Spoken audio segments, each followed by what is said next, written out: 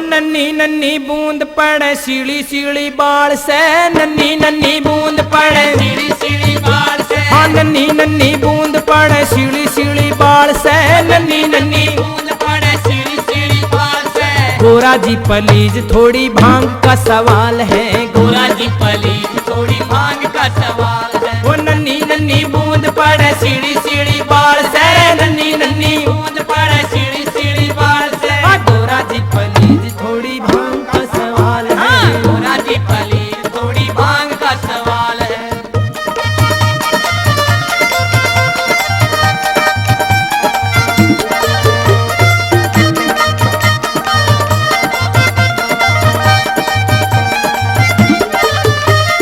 भंगिया बिना मेरी टंगिया न उठती है, भंगिया बिना मेरी टंगिया न उठती, नशे की बाण गोरा सहेली न छूटती, नशे की बाण गोरा सहेली न छूटती। घोटन ते नाट गीत नाचन की टाल से, घोटन ते नाट गीत नाचन की टाल से।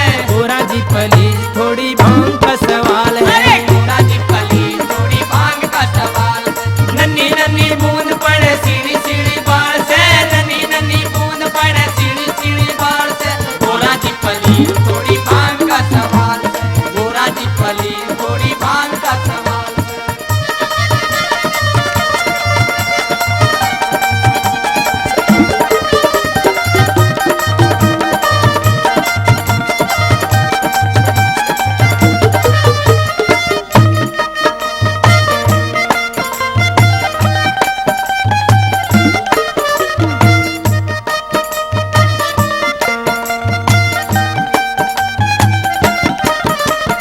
मस्ती सरूर चढ़े दूड़ा फुहार में है, मस्ती सरूर चढ़े दूड़ा फुहार में, पी कहने भंगनाऊ गंगा की धार में है, पी कहने भंगनाऊ गंगा की धार में। रुति मस्तानी संगी मौसमी कमाल है, रुति मस्तानी संगे मौसम भी कमाल है। गोरा जी प्लीज, गोरा जी प्लीज, गोरा जी प्लीज थोड़ी भंगी का सवाल है, गोरा जी प्लीज थोड़ी भांग का सवाल है। नन्ही नन्ही बूंद पड़े सीढ़ी सीढ़ी बाल से, नन्ही नन्ही बूंद पड़े सीढ़ी सीढ़ी बाल से। गोरा जी प्लीज थोड़ी भांग का सवाल है, गोरा जी प्लीज थोड़ी भांग का सवाल है।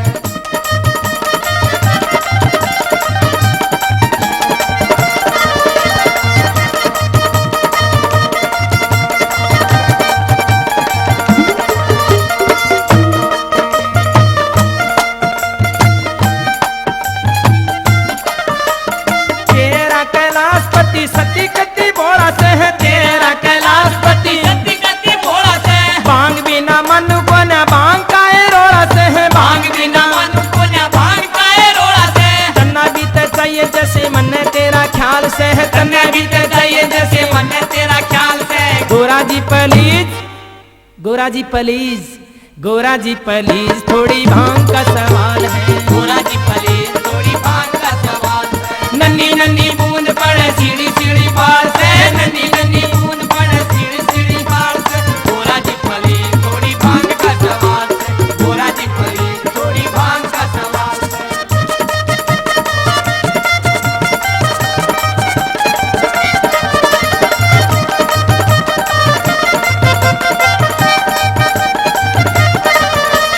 भगवान शिव उस गोरा से कहते हैं कि गोरा मेरा एक काम करो, मेरे लिए भांग गोटो।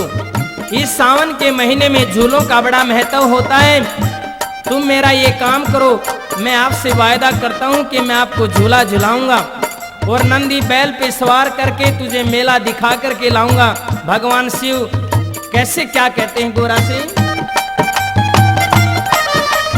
सावन का मास गोरा झूला झुलाऊंगा, सावन का मास गोरा झूला झूलाऊंगा, नंदी पहले जतन मेहरा दिखाऊंगा, नंदी पहले पहले जतन मेरा दिखाऊंगा। पहलम तूला दे घोटा घाटा भरा थाल से है, पहलम तूला दे घोटा घाटा भरा थाल से। गोरा जी प्लीज, गोरा जी प्लीज, गोरा जी प्लीज थोड़ी भांग का सवाल है, गोरा जी प्लीज थोड़ी भांग का सवाल है। नन्ही नन्ही बूंद पड़े सीढ़ी सीढ़ी बाल से, नन्ही नन्ही बूंद पड़े सीढ़ी सीढ़ी बाल से। गोरा जी प्लीज थोड़ी भांग का सवाल है, गोरा जी प्लीज